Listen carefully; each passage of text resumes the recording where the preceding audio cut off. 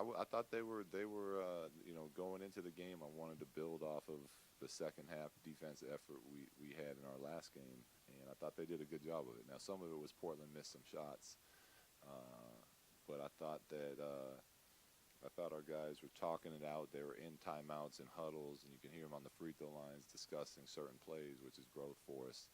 And we did a good job of competing on that end. I thought David Nwaba was great again defensively, disrupting stuff. Tyler came in there. Tyler Ennis came in there and fought, was hitting cutters on tags. So I thought that we had a good carryover from the last game. Unfortunately, we couldn't make any shots. But it was, they fought in that first half pretty well.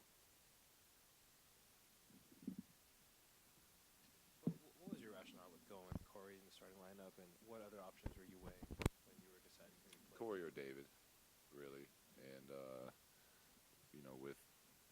with Portland being a team that runs a different offense than a lot of these teams out here in the NBA, and having some dynamic players, we just felt like Corey's experience and his understanding of the game would help at least to start the game off until we got in a groove and could kind of feel how they were doing things.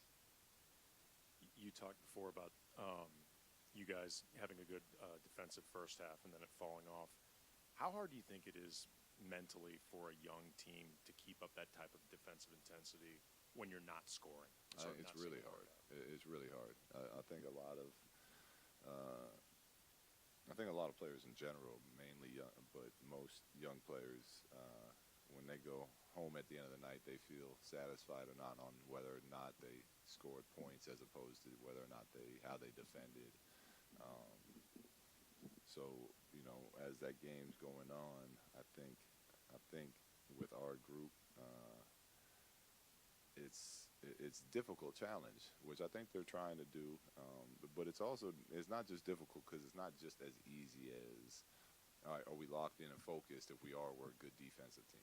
I mean, at this level, there's so much action going on, and there's so many defensive coverages and personnel.